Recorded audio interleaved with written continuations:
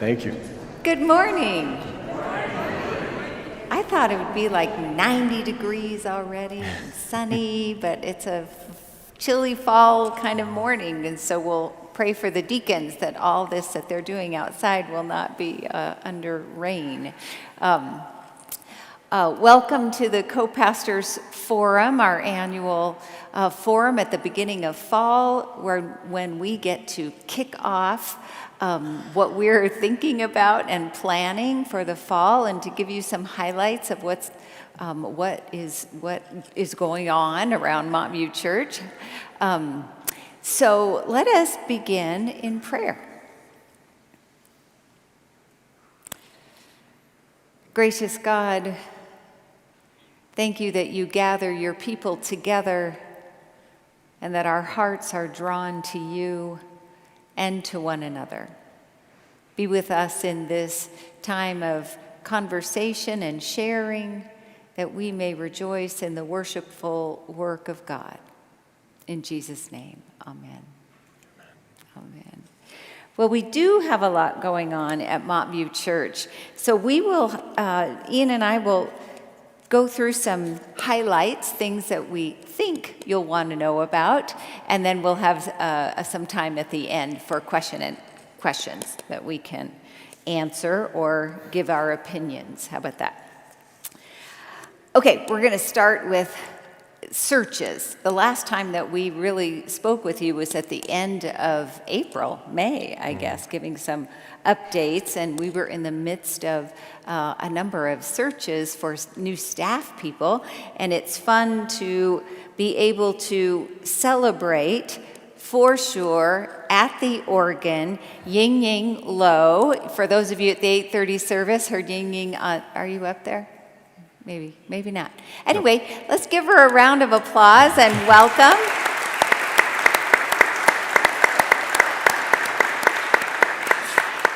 Congratulations and thank you to the search committee that did such a great job, such a beautiful, thorough job in interviewing and receiving candidates and selecting who we believe is God's choice for us at this time. Second bit of staff information is the update for Amanda Osenga, whom we called to become our associate pastor for youth and families. That congregational meeting happened in July, and then Amanda went before the presbytery in August for her examination for ordination, which she did a great job. And so now she is free and clear to receive this call from Montview Church, and her ordination and installation service will be on October 8th at 3 p.m. in this sanctuary. And so we're really grateful. Again, thank you to the committee that went through every step. They crossed their T's and dotted their I's and did everything that the presbytery asked them to do, which was great. And so we are giving thanks for Amanda's call after 5 years to be our associate pastor. The third search, we have the associate pastor for congregational care and senior adult ministries. The committee too has been hard at work, think about this, since January. So they have done every step, again, that the denomination requires. They have been hard at work receiving applicants, candidates for months and doing their interviews, and they are very enthusiastic about the possibility of drawing this to a close. That's all I can say. And so we're looking forward to that possibility. So pray for the end of their search. And yes, we give thanks to them for that good work. Craig Parent and Linda Chain are the search committee chairs on that nominating committee, search committee, and they have done an outstanding and tireless job on that.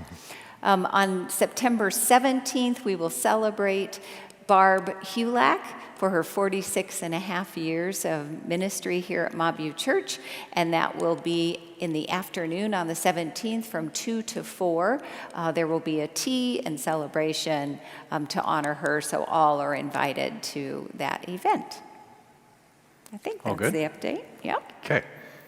And you may have said this, but just hold your questions if you would. We'll get through these highlights and then we'll open it up. So if you have questions, we'd love to hear them. I'm going to assume that I'm going to talk about Temple Micah and the possibility of them coming here to share space with us, and I'll assume that you don't know much about it. Some of you are much more in the know than others. This has kind of moved quickly in terms of what we've talked about with you all. We've known about the possibility of it for probably 6 months. That was when Rabbi Adam Morris at Temple Micah, that's currently at the United Methodist Church, Park Hill United Methodist, just down the street, and they've been there for 10 years. He approached us to ask us to consider the possibility of them moving into our space and sharing space. And what that would look like, we had to think about for a while. We decided we really don't have the space for them to have their school that meets on Sunday morning. They'll keep that housed at Park Hill United Methodist. But otherwise we could, which would mean their weekly services. It would mean 15 times or so in the Miller Chapel for bar mitzvahs and bat mitzvahs and high holidays, times where their whole community gathers. Otherwise, during their weekly services, would be up in the green room, and we would invite them to decorate that space appropriately for their worship space, and for the most part would be theirs, except of Sunday mornings when we need every room we can get. We would still use it as a adult education room, and maybe a meeting during the week, but that would be, mostly we would try to keep that to theirs, to be their room. So we worked it out internally, and then we brought it to the session. We talked about it in, I guess, July, and then maybe July, because early August or mid-August we had a town hall here, and so some of you were a part of that. And that seemed to go really well. We regret that we didn't ask Rabbi Adam Morris to be excused so that we could have some conversation without him there, and we realized, if you did have concerns, that made it a little awkward. So bring them today if you do, because there's still time. We haven't made a decision, and we really do want to make sure this works. We think it will, and things are still good. Since the session meeting and that town hall, we've been busy, and by we I mean Jason, have been busy looking at the numbers more in depth and making sure this makes sense financially from both sides, looking at the financial picture. And we have a subcommittee with 3 elders from our end that have met with some of their lead people, so we're having those kind of dialogues. We've been to 2 of their town halls to answer questions from our end, so all that's kind of working. And then this next session meeting, not this Tuesday, but next Tuesday, the session will take up that conversation again. So they may be ready to vote. Temple Micah is looking to make the move in January, so there's not a lot of time. So we're sensitive to that, but at the same time, it needs to work for us. So the session will continue that discussion and may be ready to vote this in a week from Tuesday. Okay? So it'd be a great time to have some conversation if you have questions about that. Okay. All right. The highlights for the fun stuff that we're doing here, the fun as in preaching, our preaching theme. How'd that go this morning? Yeah. It was good. So our theme for the next 3 weeks that we'll be preaching on is called Questions of Faith. And the twist on questions of faith that we're used to asking God questions, is there a God? Who is Jesus? We are always in the driver's seat with the questions, but we've turned it on its head a little bit, and this is God or Jesus asking us questions. And Jesus asked many questions, so we're kind of playing with that. So questions of faith. Supper clubs, we hope that you'll sign up for a supper club. If you've done a supper club, you may want to continue the one that you've been with. You might want to try a new one, no offense to your current group, but you might be ready to expand a little. And if you've never done a supper club, it really is a good way to get to know folks. Montview is large and can be a little overwhelming, and supper clubs can be a really good way of connecting over 6 months.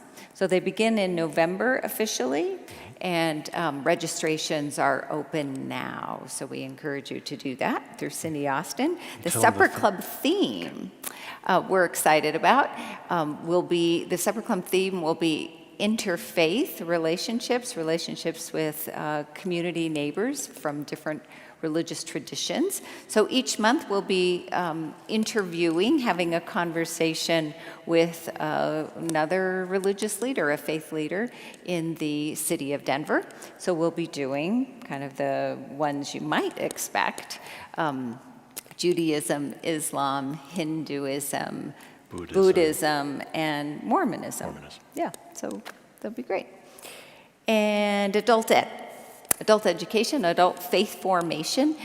We have a wonderful lineup for the fall. Many small groups, many classes for the adult ed time at 9:30 on Sunday mornings, the forum in Miller Chapel. These are programs that are out there, brochures that are out now and around. We'll also send an email with all these topics. The start off series for 5 weeks we are calling Queer Theology 2.0. And may I ask how many of you might have been part of the Queer Theology series back in 2018? Yes, great. We had great attendance at those. Such good questions people have had and have. So we're doing 5 years later. The landscape has even changed more in 5 years. All the lexicon of sexual identity, terminology, all of that has moved along. And so we have good questions, and we invite you to participate. We have really great speakers who will be part of that series. So that begins next week in Miller Chapel, Miller Center. All right. Okay. I think that's mine. Okay. Jason, would you come up? We asked our executive director, Jason Hayes, to just give us an update on the capital campaign, the construction, anything you want to... Just so they can see you. Come on up. Oh, right. Yeah. Because we are being live streamed, so welcome to those right. of you who are watching at home, from home. Good morning. First, I want to offer gratitude for this congregation for the generosity and the investment in the future of Montview Church. Our capital campaign is wrapping up, and it's only because of your generosity that that's possible. So thank you again. We do have some final walkthroughs with the contractor and final punch lists. Most of those things are not particularly obvious. Some AV technology in the Miller Center, some small things that are not obvious. But it means that we don't have our final change order from our contractor, which means we can't close out the books on the project. But we do have some estimates there. So if we think about another final change order from the contractor and some additional requests from the architect, Tribe Architects, and then we also have remaining pledges in the amount of about $750,000 for next year. Some of you extended your pledge one additional year, so thank you for that. When all that comes out to the final analysis, it looks like we'll just be about $350,000 over our budget. With an $8 million project, that's just about 4%. And I think given we had COVID and supply chain and labor challenges, I think that's a great number. So when we wrap up the final books, we'll be taking that to session, and we'll talk about how to cover that from reserves or some other sources. So the last thing I'll say is if you can make your final pledge at any time earlier, that would be great, because we're currently on the construction loan. So we are spending financed money to cover those costs. So if you're able, and if you're not, that's okay, but if you're able to kind of nudge it a little earlier in the year, that really helps us out on finance costs. So thanks. Yeah. Okay. Thank you. Oh, no, you that's keep me. it. Yep, you keep that. And stay close, Jason. Folks may have questions about that at the end too. I'll mention the Mission Impact Fund, which is part of that campaign. We decided to tithe $800,000 to area nonprofits, both locally and globally. And we have the Mission Life Committee that's managing that process, working with the Rose Foundation to help guide us in our decision making. And we've basically taken a break because we don't want to extend grants when we are still paying on our loan internally. So we want to, just good financial management makes sense to wait until those payments are made. And so we're anticipating by the end of first quarter of next year, we'll be able to extend grants. So probably realistically this coming summer. And so we're going to start up here this fall with Rose again. We took a little break. We're going to start up with them so that we're all ready to go with RFPs and have a process for choosing. And this first round, so this next summer, is for half of that 800,000. We decided to split these into 2 cycles. So that's 400,000 going out this cycle, and then another 400,000 at least 1 year, 1 summer later. And that's probably going to be 200,000 locally and 200,000 globally, because we are committed as a church to holding both of those ministries. So questions on that later, let us know. Okay, a quick update on my situation. I just want to visit this once in a while, because I know some of you may not be as in tune with what's happened here in the last year. As you probably know, I was planning to say goodbye to Montview last May 7th, and about 5 weeks before that, my son was diagnosed with a brain tumor, and he's, well, I'll tell you a little bit about him in a minute, and it just made sense from our end, certainly not to have the upheaval of changing jobs to stay here.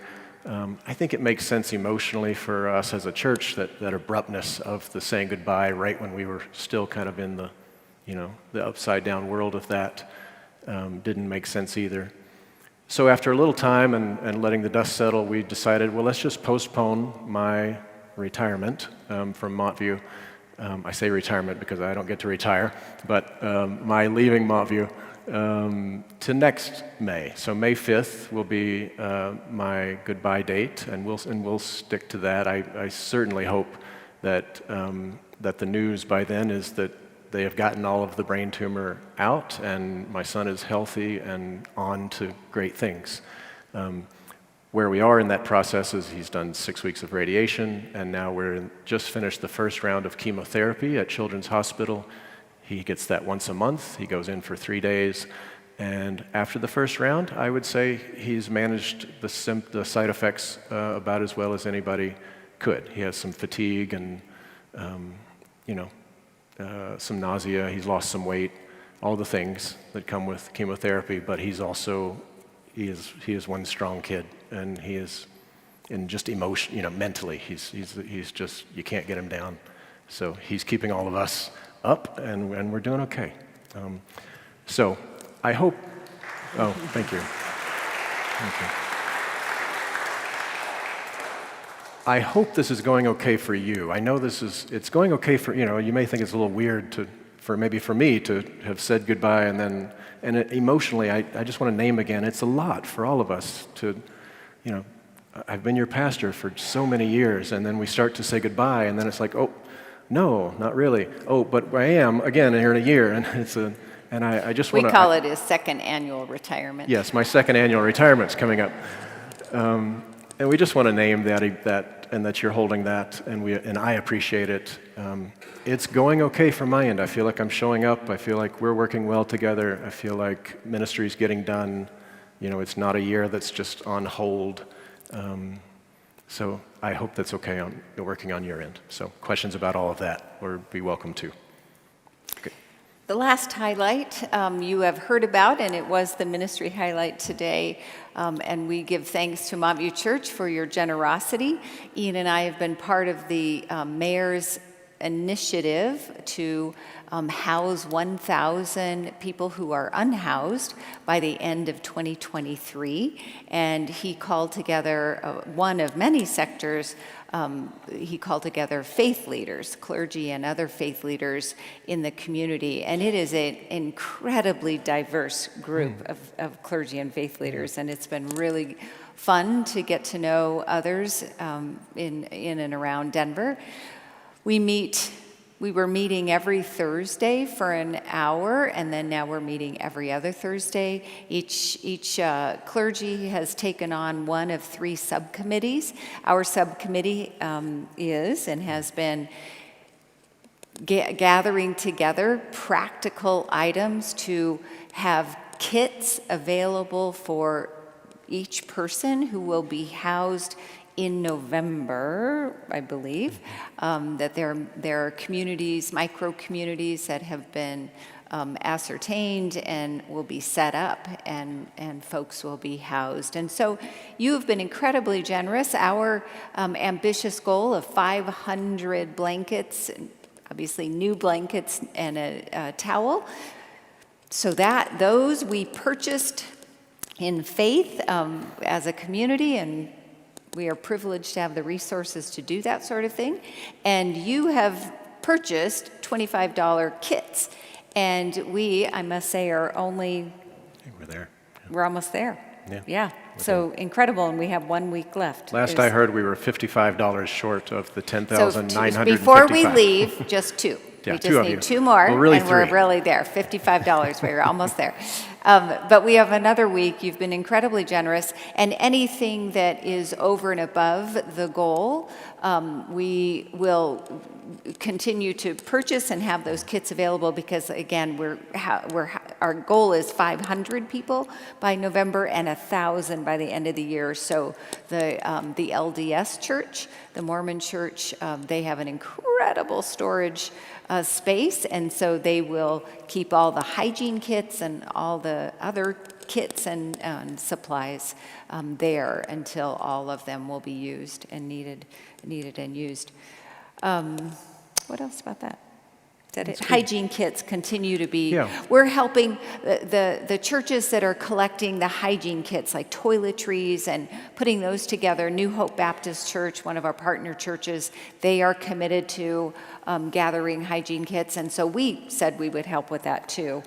Right. What is So the so there's a on list on the This Week at Montview email. You can find exactly what they need. And I think I saw Ellen. Yeah, so Ellen Reith here, raise your hand. Ellen they live right across the street, and so you can either drop them off at Ellen's porch or in the commons here. There's bins for those. We have a number of things we're collecting at the church. So toiletry items from that list would be welcomed, and really just keep it coming. I think it's going to be needed. We know they'll be used. Okay. Is that it? I think so. Jason, did you? Yep. All right. Yeah. If there are questions, these 2 gentlemen will run around and answer any questions or feedback that you might have. Yeah. Jim. Oh, may not be on. Kate, is that on? Good morning, yes. Good morning. Is there a public reason why the Jewish community is leaving the Methodist Church? Yeah, that's a great, I realized I didn't really get into that. I want to be sensitive to the relationships that are there. The simple answer is that there are some basic needs around the building, like heating, air conditioning, things like that aren't working all that well. We know something about that. In fact, funny enough, they're starting, I don't think we'll be telling a secret that they're starting to talk about doing a capital campaign, and the pastor there was like, yeah, this kind of proves my point, that this is needed. We need this, and so they're they're a little behind where we are. And it's just gotten to a place where Temple Micah has already had to come and use our fellowship hall for some of their larger events because their fellowship hall was leaking or didn't have heat or things like that. And it's gotten to that point. for them. But that's really, I don't want to go, that's for them to, decide, but that's what we've heard. And then- And just to be clear, we are very good partners and in great relationship with the leadership at Park Hill United Methodist Church.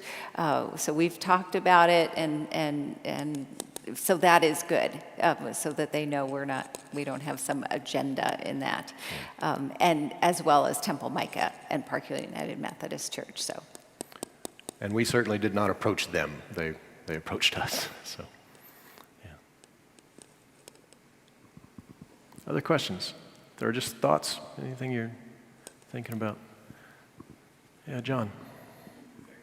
You mentioned the people eating here, and that we have tremendous kitchen facilities. Hold it up there, John. Hold it. Oh, we have tremendous kitchen facilities downstairs that could use some help, could use some work. Are there any plans to upgrade that? The two kitchen areas downstairs to be able to serve more people as we become a more open church with more full-time, performances here and things. Is that on the table at all? So updating the commercial kitchen downstairs, the kitchen off Fellowship Hall, both sides, yes. Go for it. Well, I don't think we do have any plans. Is the short answer. Yes. Yeah, we'll put it on our list. Suggestion Absolutely. received. We can I have think another is- campaign. Yeah. But I will say that just lately, Paige Shaver, one of our deacons and one of the co-chairs of the Soul Food Ministry, has purchased new wonderful kitchen equipment that she's a whiz and a wonder in the kitchen, and so she has replaced and filled in gaps for kitchen supplies, actually just last week. So trying to keep it a little up to date. So thank you. Yeah.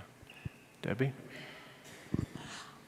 As I recall, at the last update, I thought I heard, and since then I've gotten hearing aids, that That's very vulnerable of you. I thought I heard that someone had donated for improved sound. Am I right?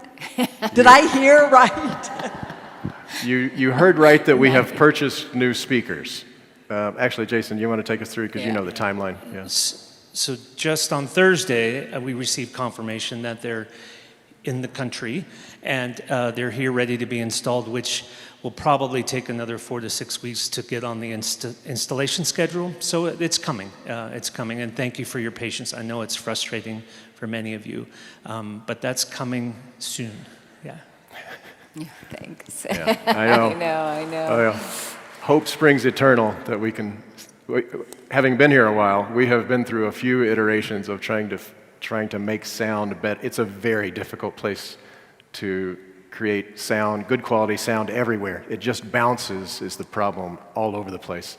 But there are things we can improve, and these speakers are actually quite old now by technological standards, and we are as hopeful as you are, because we know how frustrating it is. It's very frustrating for us because we work very hard to have something to say, and if you can't hear it, it's a bummer. So, yeah. Yes. Other thoughts or questions?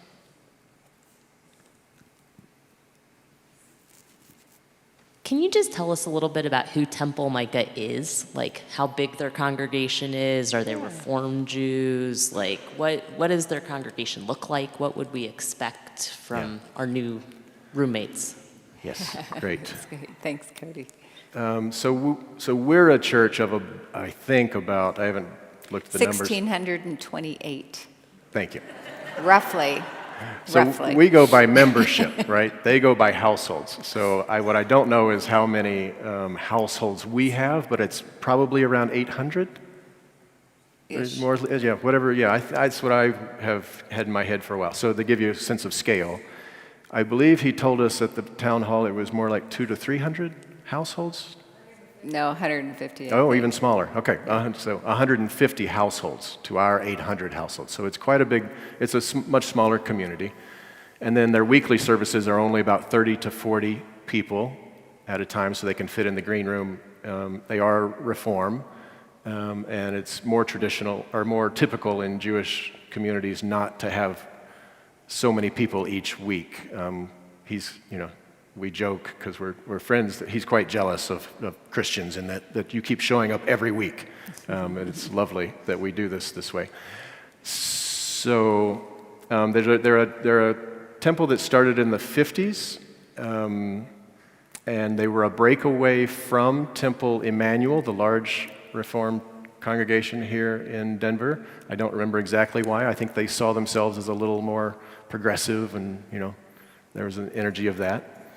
And I don't remember where they were housed for many years, but then They're at the when in Park Hill UCC. UC in the 70s, I want to say way back It was in the... about 30 years, Yeah, right? so in the It was a 70s, long they time. shared space.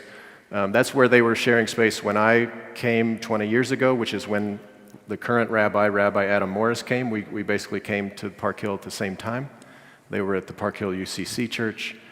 And then 10 years ago, they moved to Park Hill United Methodist Church, where they've been housed for the last decade.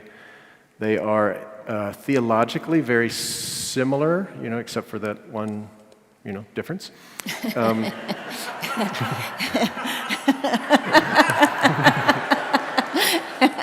It's a big difference, but not really. But in terms of social justice positions, a curiosity about questions like the series we're doing, they're in the world as we joke. They speak Montviewese. He says we speak Micahese. There's a shared worldview that I think will be fun to do some ministry together. For the most part, you're not going to see a lot of big impact, right? They're here on Friday nights, and then Saturday mornings they'll alternate. So they're not here on Sunday mornings, so we're not going to see them. But there's a chance to do social justice things, service things, education together, just a little more connection that could be fun, so and educational. Yeah, and I don't, if you remember Rabbi Morris and the Temple Micah leadership, they were really helpful to us when we were making a decision about becoming a sanctuary church.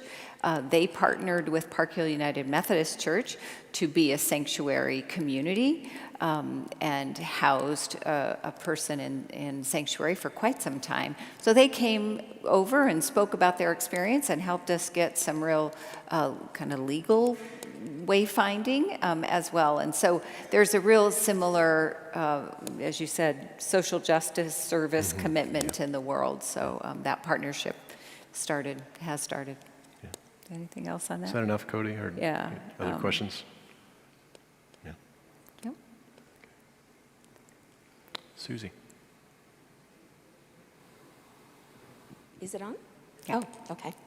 I just wanted to add a quick note to Debbie's comment about the sound system or question about the sound system and mention that these little audio gizmos here that you can get in the back are amazing at focusing the sound in. I don't wear hearing aids, but they really help me a lot. Thanks, Susie. Yeah, they're just back at the sound booth, and they're using the hardwired line instead of capturing what's coming out of the speakers, so it's a totally different. If we could get Bluetooth, could we do just everyone has their AirPods in? Just kind of. That could be interesting. But then you don't know if they're listening to you. Yeah. No, I know. I don't know really if Susie's listening to us either, so. What else? Anything? Is that it? Is that it? All right. Oh, one more. Peggy. Yeah, but they can't hear you on the... They can't hear you on there, yeah.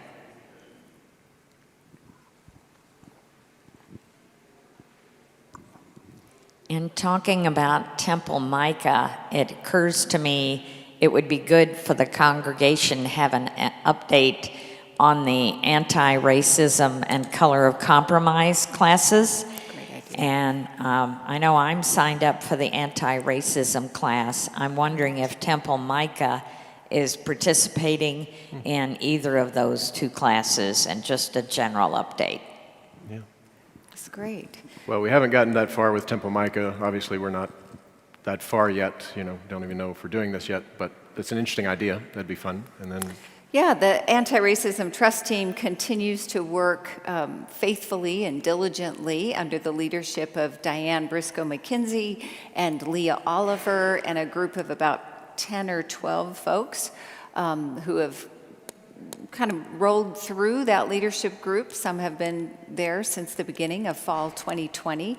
They've done incredible work in offering these small group studies, Color of Compromise, and then How to Fight Racism by Jamar Tisby. How many of you heard Dr. Tisby last November when he was here?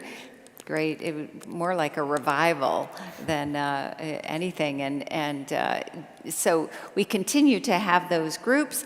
I believe I heard that we might be up to 150 Montview people have taken those one of or both of those courses, those studies, which is incredible. Think about that with the percentage of folks at Montview Church. So we're at, I think, at a conscious kind of tipping point that we are changing our consciousness about anti-racism work and looking at ourselves, most importantly, looking at ourselves and our privilege, our white privilege and white supremacy.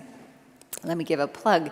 Given the cultural, I think, lashback about teaching critical race theory or history of slavery in the United States in different parts of the country, and the increasing threat of shutting down stories and shutting down difficult stories in our history, the church has a responsibility to keep telling those stories and to more faithfully and boldly keep those narratives of self-awareness, of conviction alive. So I think what the Anti-Racism Trust Team and continuing to offer those studies is just critical at this time in I think, American culture and our history.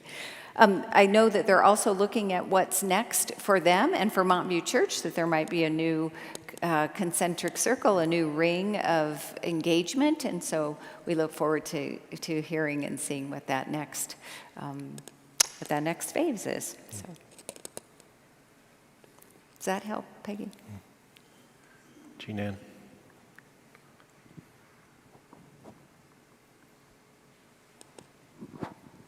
One search committee that you didn't mention was the interim search committee.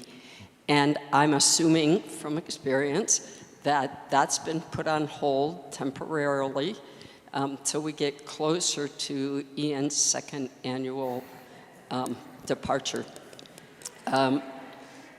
Two things about, and maybe my assumption's wrong, but from the looks on your face, I assume it is not wrong. I think kudos need to go to that search committee because they probably didn't plan on a 2-year experience commitment. Right. Experience, for sure. Kudos to them. Yes. But I think also as a congregation, I want to give kudos especially to Clover, who bore a considerable burden in those months when we thought Ian was leaving and had to hold things together during the worst so far of the crisis, and we hope it was the worst for young Ian. But to both of you, you have exhibited grace for yourselves and for us. And I think as a congregation, we are privileged to experience that grace. It's unparalleled in my professional ministry experience. So thank you both. Thank you.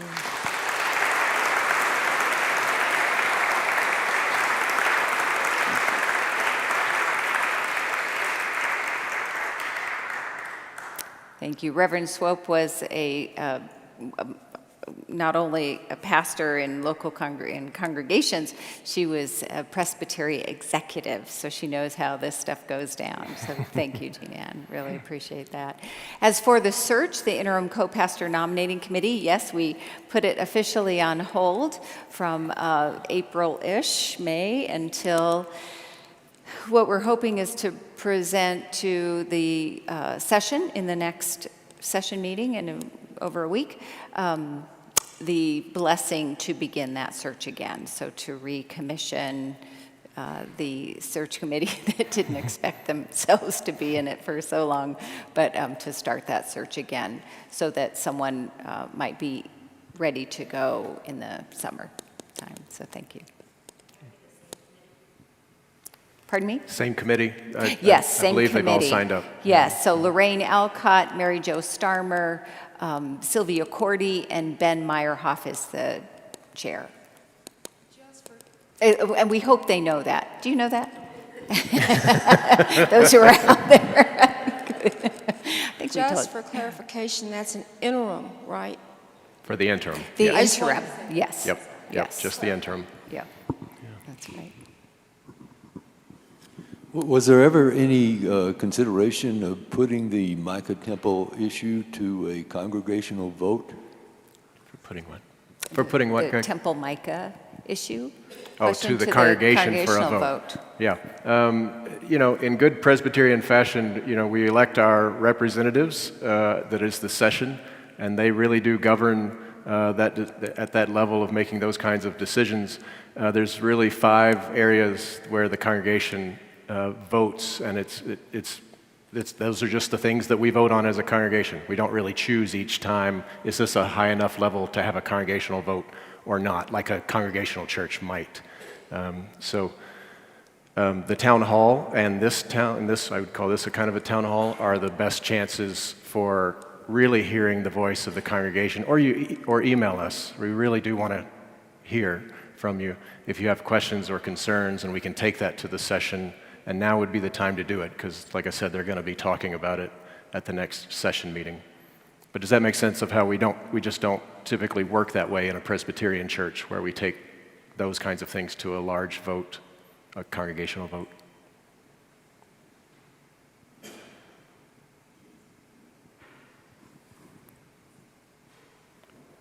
Okay. Anything else? All right, don't forget, the deacons have been working hard to set things up outside. You see the deacons in their blue shirts back I know, there. you're all back there. And Deacons, thank you.